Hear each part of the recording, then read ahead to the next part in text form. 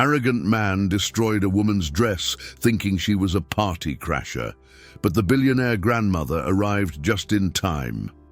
At one of New York's most glamorous events, a reserved young woman is mistaken for a party crasher by an arrogant man who decides to humiliate her in front of everyone. What he doesn't realize is that she's the granddaughter of the gala's own billionaire host, and his arrogance is about to cost him dearly. The grandmother arrives at the perfect moment, and what happens next completely changes the fate of everyone involved.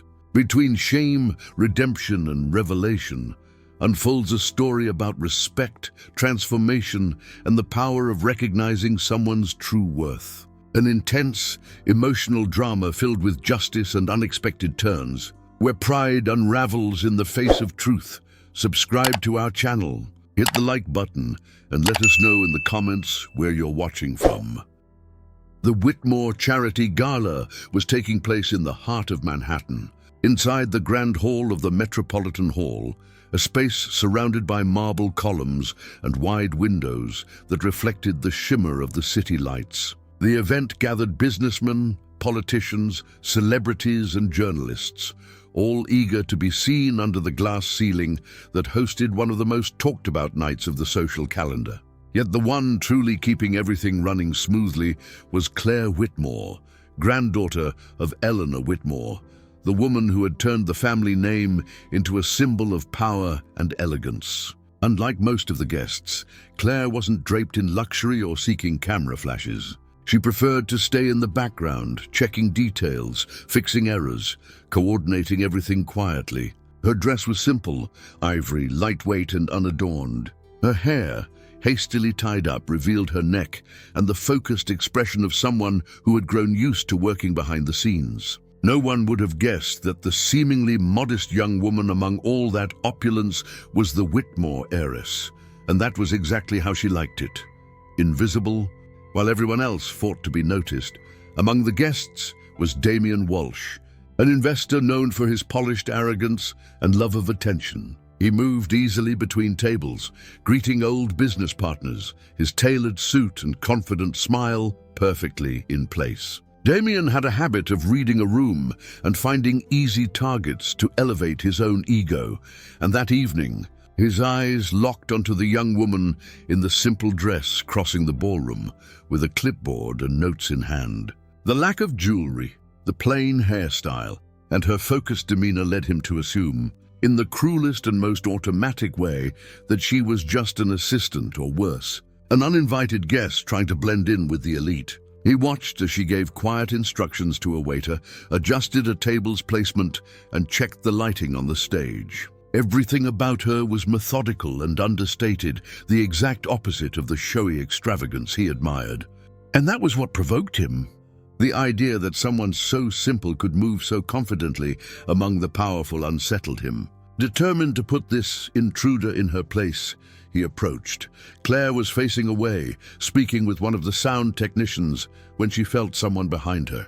Turning around, she found herself face to face with a tall, sharply dressed man whose confidence was almost intrusive. Damien began with false politeness, asking if she needed help finding the service area.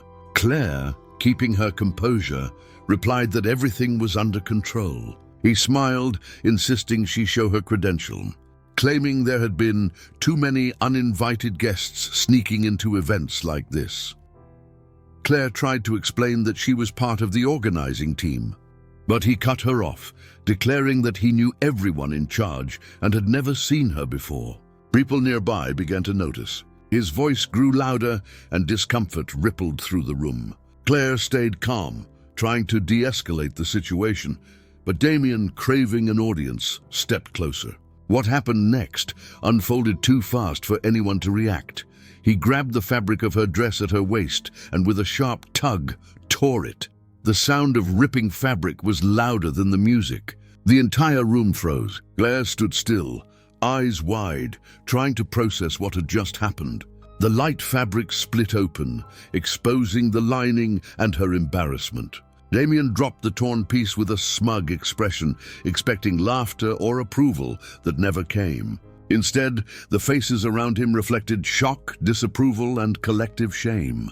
A woman gasped. A waiter dropped a tray while pretending not to notice. Claire inhaled deeply, holding the torn fabric with one hand and straightening her posture. The humiliation was undeniable, but she refused to give him the satisfaction of seeing her crumble. Before anyone could move, the sharp sound of heels echoed through the corridor. The murmurs stopped instantly. Eleanor Whitmore entered the ballroom with the same commanding presence that had graced magazine covers for decades. Dressed in silver, her hair in a tight chignon and an heirloom pearl necklace at her throat, she seemed to glide across the floor. Her expression didn't request silence, it demanded it. Flanked by two aides, she stopped just a few steps from the man who now stood pale and empty-handed, the grandson of an old business associate. Eleanor first looked at Claire, assessing the tear in her dress, then turned her eyes to Damien, slow and deliberate. "Mr. Walsh," she said, her voice slicing through the air, "the young woman you've just humiliated is my granddaughter, Claire Whitmore, the one responsible for every minute of this event." No further words were needed for his shame to take form. One of the journalists adjusted his camera lens, realizing he was witnessing a story worth front-page coverage. Damien stammered something about a misunderstanding, but Eleanor lifted her hand, silencing him. "A misunderstanding," she repeated, stepping closer. "No, Mr. Walsh, the mistake was yours. You judged a woman by the simplicity of her dress, and in doing so, you revealed exactly what kind of man you are. The difference is, tonight the whole world was watching." Her words fell like a verdict. Claire, still holding the torn fabric, stood tall beside her grandmother, whose presence had become both shield and voice. Eleanor gestured to an aide, who quickly brought over a silk shawl and draped it carefully around Claire's shoulders, covering the damage. She then turned to the guests and spoke clearly. "The event will continue as planned. Let this serve as a reminder of what respect truly means." The conductor, awaiting her signal, raised his arm and resumed the music, filling the heavy silence with soft, deliberate notes. As people slowly returned to their seats, Claire took a steady breath, adjusted the shawl, and exited through the side corridor with an assistant leading her toward the staff dressing room. Inside, the faint echo of the orchestra still reached the walls, but she didn't allow herself to stop. She removed the torn gown carefully, folding it over a chair, as though preserving a symbol of what had been lost and what she would reclaim. One of the seamstresses brought her an alternate outfit, a sleek black ensemble, minimalist yet elegant, one she had chosen herself for the event's closing remarks. The cool fabric against her skin steadied her. The mirror reflected someone different from the woman humiliated minutes earlier. A quick retouch of makeup, her hair released from its bun, and the tremor in her hands slowly subsided. She took one last look at the ruined ivory dress, now useless, and murmured quietly, "Let's continue." Outside, the gala had already resumed its rhythm. Damien stood motionless, uncertain where to look, swallowed by whispers and stares heavier than any insult. From the top of the staircase, Eleanor observed everything with calm authority, understanding that true power never needs to raise its voice. Her presence alone had turned his arrogance into a public reckoning. The next morning, the city seemed to breathe the scandal on every corner. Giant digital billboards across Manhattan displayed headlines in bold letters: "Billionaire tears, heiress Whitmore's dress apart." Within hours, a video recorded by one of the gala guests had taken over social media, replayed millions of times and followed by waves of outrage and disgust. Damien Walsh, once known as one of the most influential names in New York's real estate scene, watched his reputation crumble overnight, becoming the symbol of an elite that had long lost its sense of decency. Morning shows, opinion columns, and activist profiles replayed the footage, calling it the most public humiliation of the year. Meanwhile, Claire kept completely silent. No interviews, no statements, no appearances. She returned to work at the family foundation as if nothing had happened, throwing herself into meetings and social projects that, ironically, were now receiving unprecedented attention. "Damien," on the other hand, faced the collapse of everything he had built. Within hours, multi-million-dollar contracts were suspended. The board of one of his companies announced a corporate conduct review, and the doors that once opened to his name now closed with quiet precision. He issued statements, hired a crisis management team, even recorded a public apology video, but no one believed him. The gala footage showed everything too clearly, his smug expression at the exact moment he tore Claire's dress. No excuse could undo that image. Online, memes, parodies, and boycott campaigns spread like wildfire. People began to recognize him in the streets, not as a powerful businessman, but as the man who humiliated the wrong woman. For the first time, he tasted the bitter reality of public shame and realized that the silence of contempt cuts deeper than any insult ever could. Eleanor Whitmore, however, had no intention of letting the incident fade into the media cycle. To her, this wasn't about revenge. It was an opportunity to correct something far deeper than a single man's mistake, the mindset that sustained men like Damien.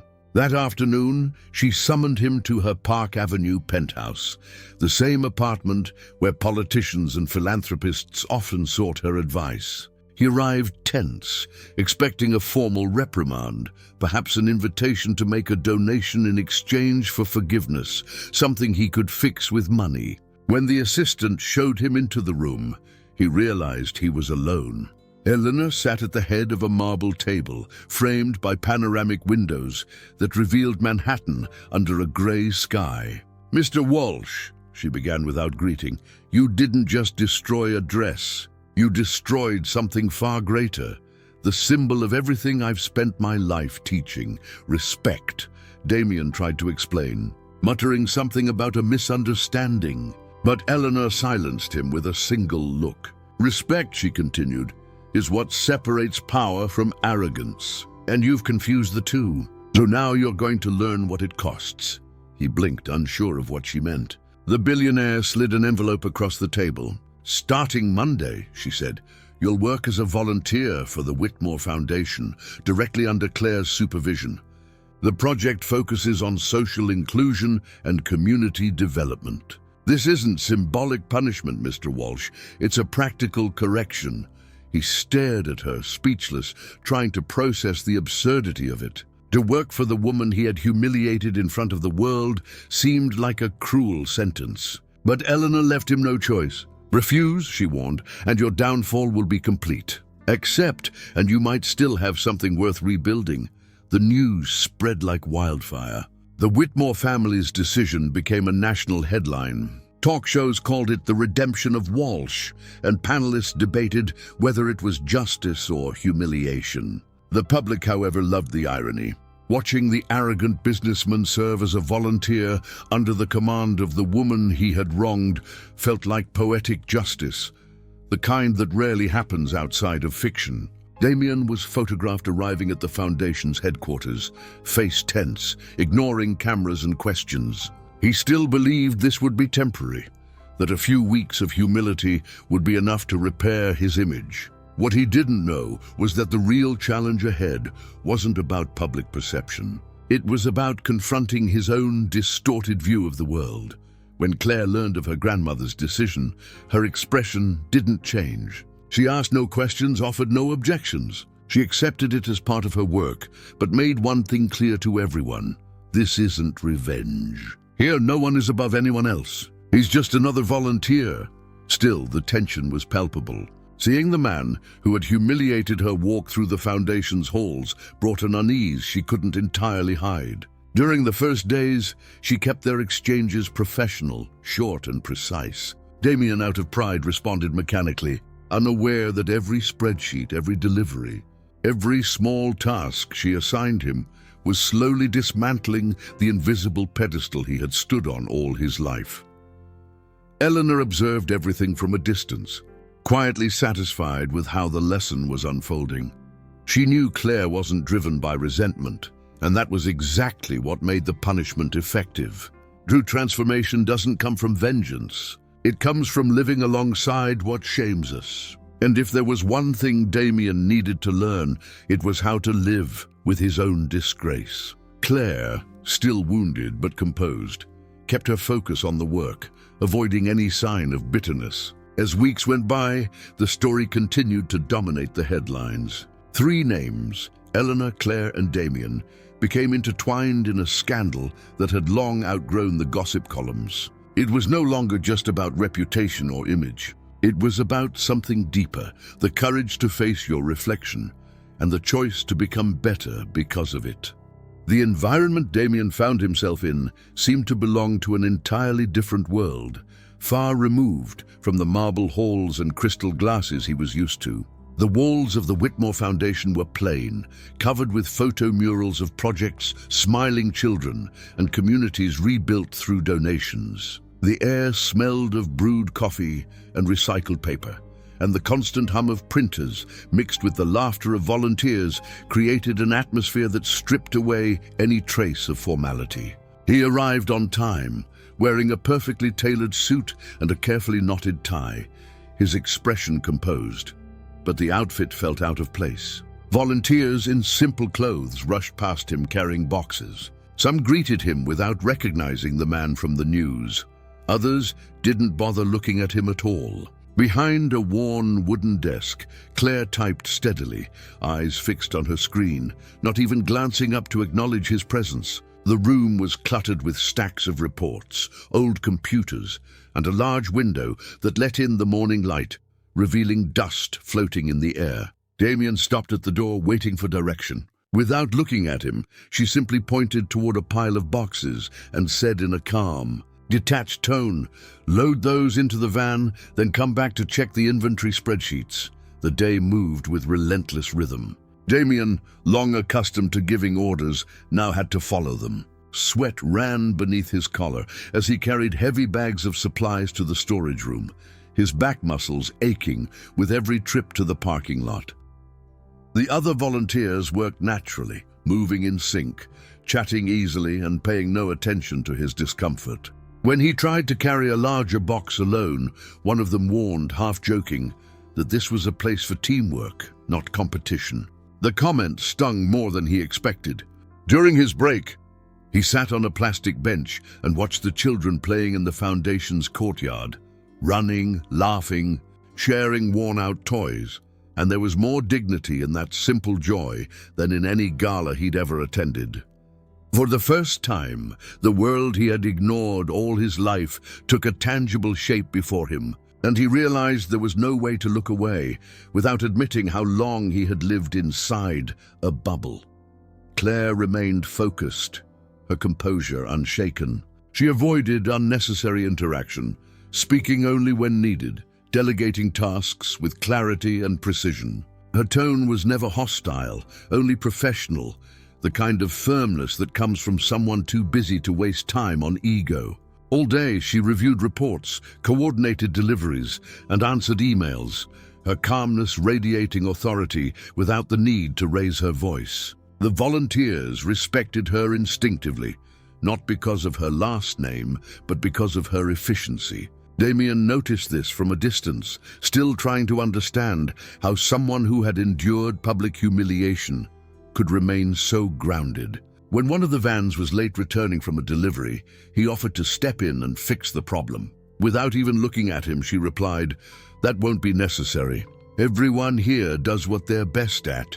The words sounded neutral, but the hint of mistrust beneath them hit him harder than expected. He stayed silent and stepped back. It wasn't the right moment to try getting closer.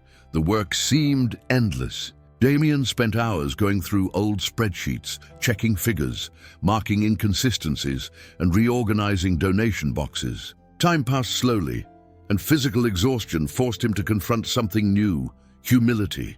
He began to realize that no one there cared about who he was or what he had once achieved.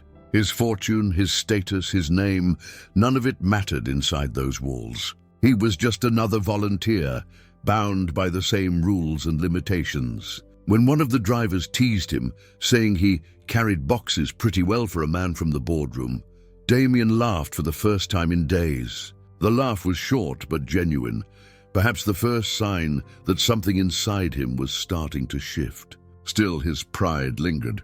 Admitting that Eleanor's punishment was working wasn't easy. The daily exposure to people who gave so much without expecting anything in return forced him to look at himself with an honesty he had spent years avoiding.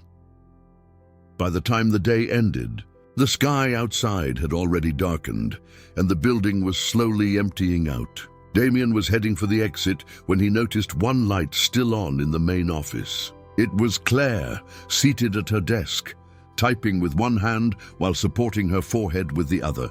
Stacks of paperwork surrounded her, and a half-empty coffee cup suggested she'd been there for hours. He paused at the doorway, watching quietly. For the first time, he saw more than the woman who had stood against him in front of the world. He saw dedication, exhaustion, and a kind of strength that had nothing to do with privilege or power. For a brief moment, he wanted to speak, to offer help, maybe even apologize sincerely. But when she noticed him and lifted her eyes, her expression stopped him cold. "Do you want to apologize?" she asked softly, "or do you want to make things right? Because they're not the same." Her words followed him long after he left the building. Outside, the city buzzed faintly under the night wind, and the glow of lights reflected on the car windows reminded him of the ballroom, the arrogance, the sound of fabric tearing. Damien walked to his car without hurry, feeling the weight of her question echoing inside him. He wasn't sure what redemption really meant, but he was beginning to understand that forgiveness wouldn't come from words or appearances. Claire didn't want revenge. She simply owed him nothing. And in that place where worth was measured by action, he would have to discover what he truly had to offer. For the first time in years, Damien felt he might actually be where he needed to be, even if it hurt. And as the night deepened, the distant laughter of children from the courtyard lingered in his memory, a quiet reminder that some things were still worth rebuilding. Weeks passed, and life at the Whitmore Foundation settled into a steady rhythm, as precise as clockwork. Damien had grown familiar with the routine, arriving early, trading his tailored suits for plain clothes, and working side by side with the volunteers. His tasks shifted daily, unloading donations, updating spreadsheets, accompanying visits to community centers. His body adapted to the physical effort, and his mind, once occupied by figures and appearances, began to recognize the quiet power of small gestures. Claire remained at the center of everything, coordinating with an efficiency that impressed even the most experienced staff. Her leadership was calm, structured, and deeply respected. She never demanded authority. She embodied it. Damien, though reluctant to admit it, was beginning to understand what Eleanor had meant by education through work, a lesson not taught through speeches, but through example. Still, tension lingered between them. Claire treated him fairly, but kept a precise professional distance, an invisible boundary, reminding him daily that he had yet to earn the right to be seen differently. At first, Damien tried to rely on what he knew best: influence, contacts, and money.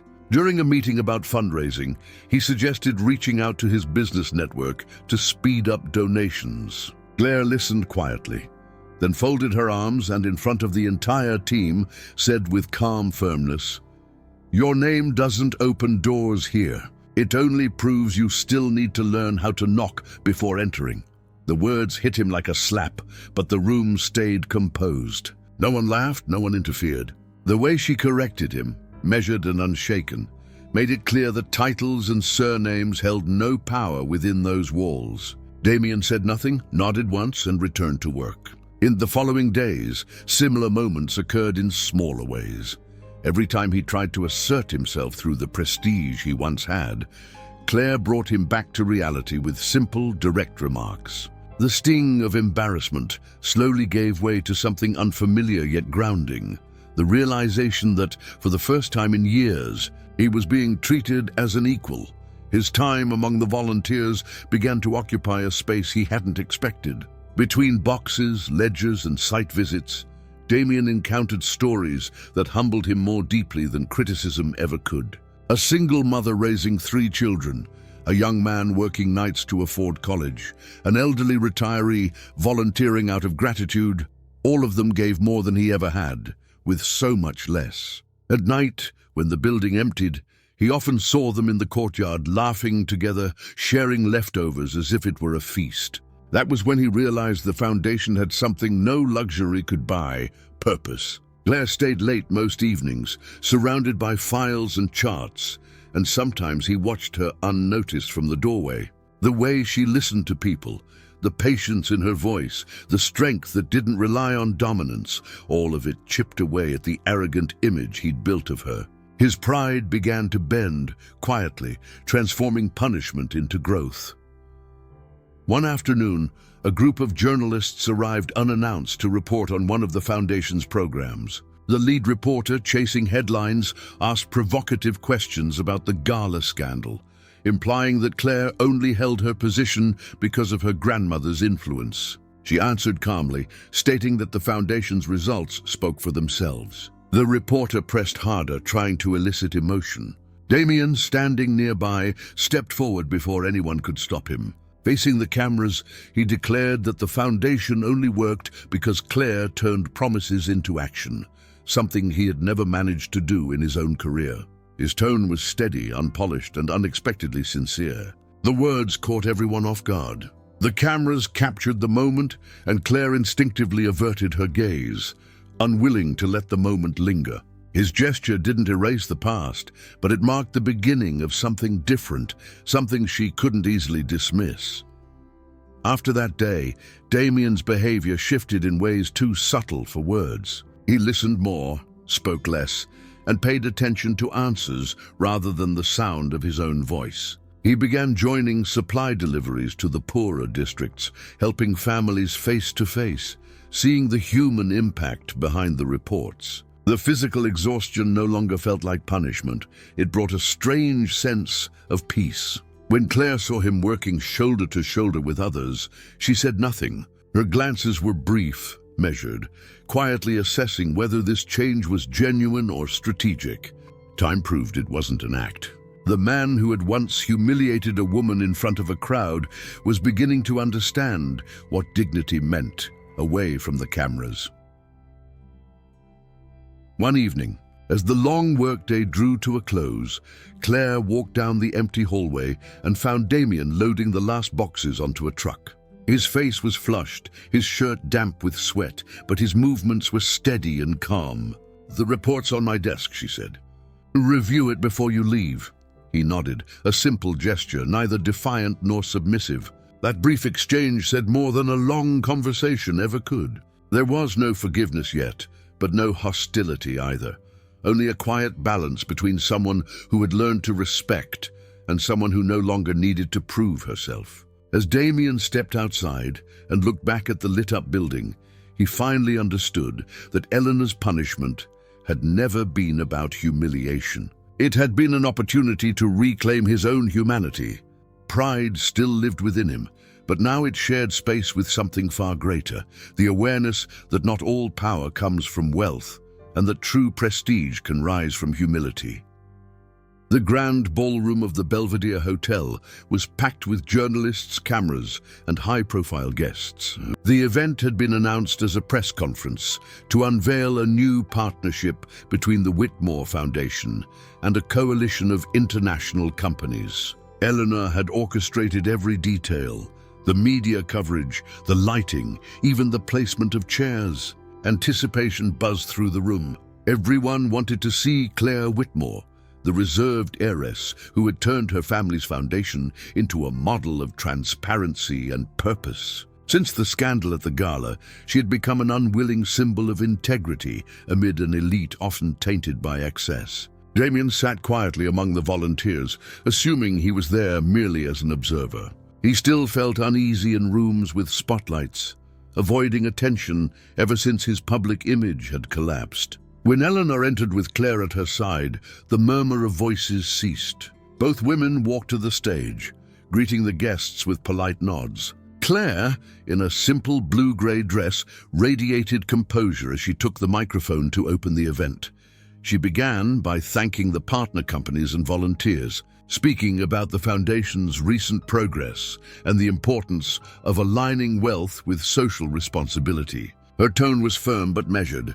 Everyone expected her to conclude with an announcement about the new campaign, or at least an inspiring closing remark. Instead, midway through her speech, she paused, glanced toward the audience, and said clearly, "Mr. Walsh, would you please join me on stage?" The reaction was instant. A ripple of whispers spread across the room as Damien froze, visibly caught off guard. For a brief second, he looked at Eleanor for guidance, but she merely folded her hands and watched. Claire stood waiting, calm and unwavering, her voice steady as she added into the microphone, "If you want to change, start by owning what you've done." The silence that followed was thick enough to feel. Only the clicks of cameras adjusting their focus broke it. Damien rose slowly, his heartbeat pounding, and made his way to the stage, unsure what awaited him. Facing the crowd, he felt the heat of the lights and the weight of hundreds of eyes studying him. There was no teleprompter, no speech to rely on. Claire stepped back, giving him space. Eleanor stood still in the background, arms crossed, her expression unreadable. Damien took a slow breath and leaned into the microphone. His voice came out low and rough. "I didn't come here with anything prepared," he began. "Maybe that's for the best, because there's no rehearsal for an apology." He paused, then met the gaze of the cameras. "I was arrogant. I thought money made me untouchable. But I learned the hard way that there's nothing more humiliating than looking in the mirror and not recognizing who you've become." The room remained silent, every word landing heavy. He continued, explaining how working at the foundation had opened his eyes to lives and realities he'd once chosen not to see, and how, under the guidance of Claire and Eleanor, he'd learned that respect isn't demanded, it's earned. He ended by thanking them for allowing him a chance to repair, even if only a fraction of the harm he'd caused.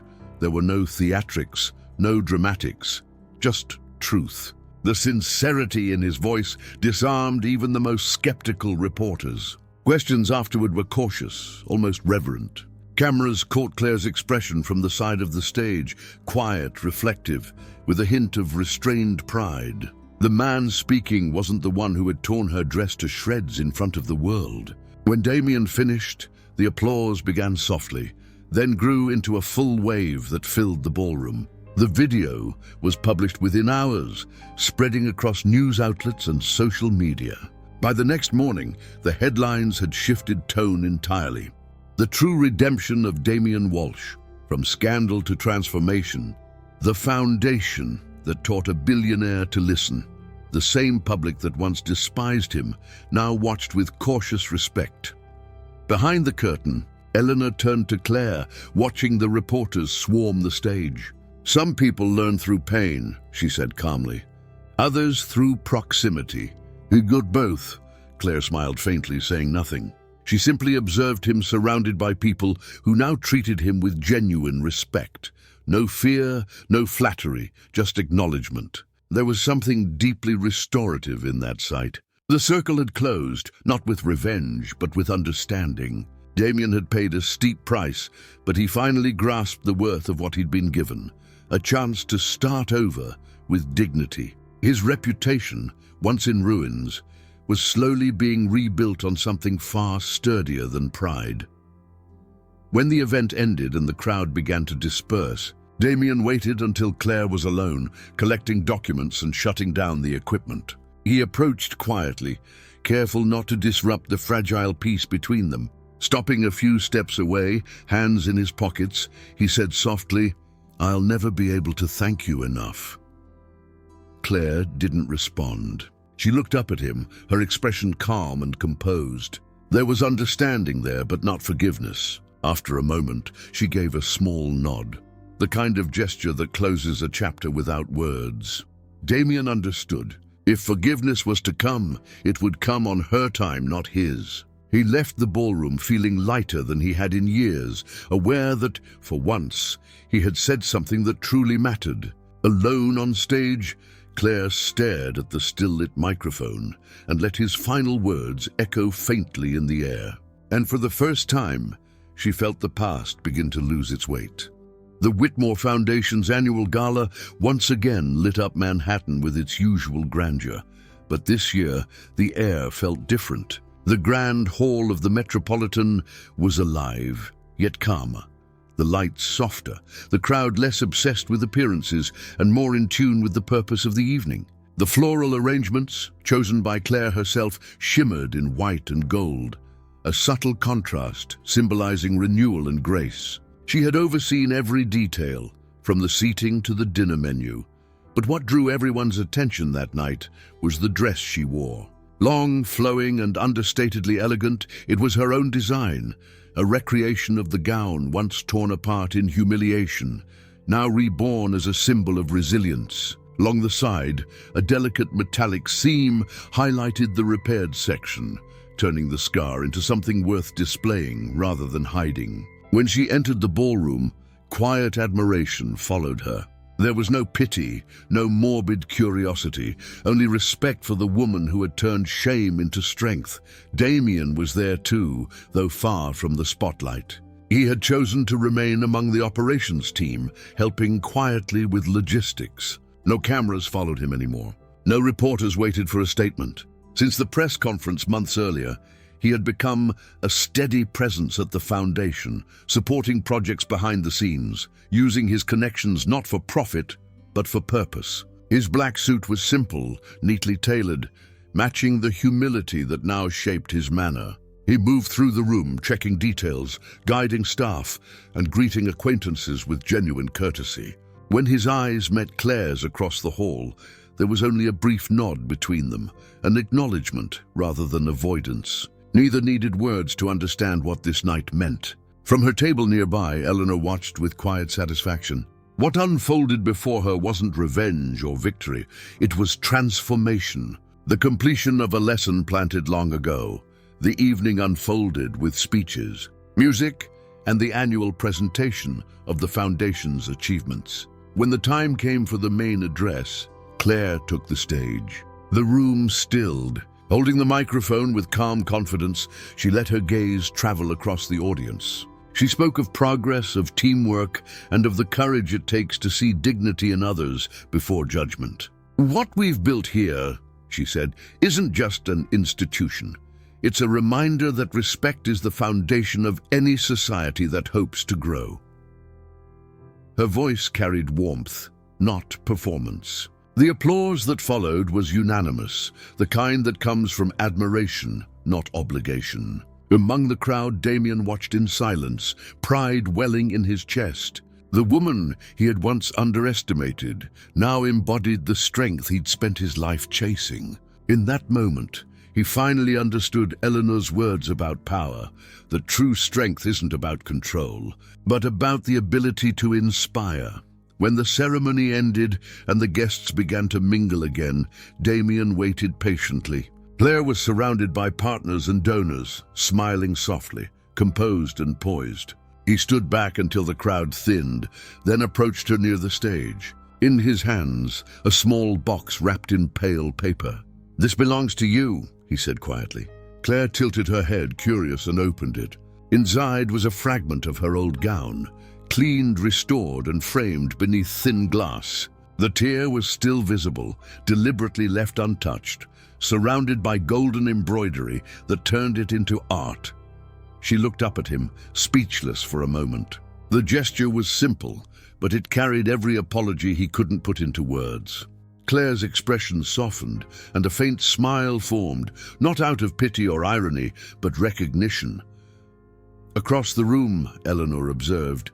Speaking to an elderly diplomat beside her, she said calmly, "The lesson was never about status. It was about character." The man nodded, his eyes following the pair near the stage. Eleanor held the gaze for a moment longer, then turned back toward the celebration. The music rose gently again.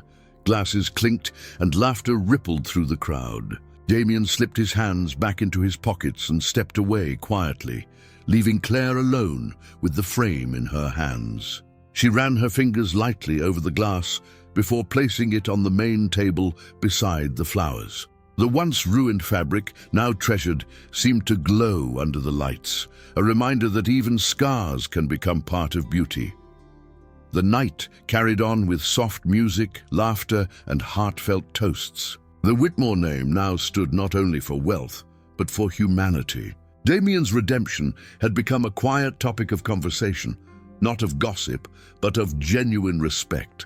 Claire remained at the heart of it all, not as a victim or a symbol, but as a woman who rebuilt herself with grace. Eleanor, weary but content, took one last look at the crowd she had guided and the legacy she would leave behind. The evening ended without scandal, without spectacle, just a lingering feeling that something deep had been made whole again. As the lights dimmed and the guests departed, Claire's words still echoed in the air, a final truth that would stay with everyone who had heard them, that true luxury is not in display, but in humility.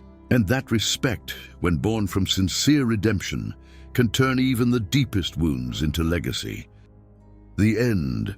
So what did you think of this story? Don't forget to like the video and subscribe to the channel to keep enjoying stories like this one. See you next time.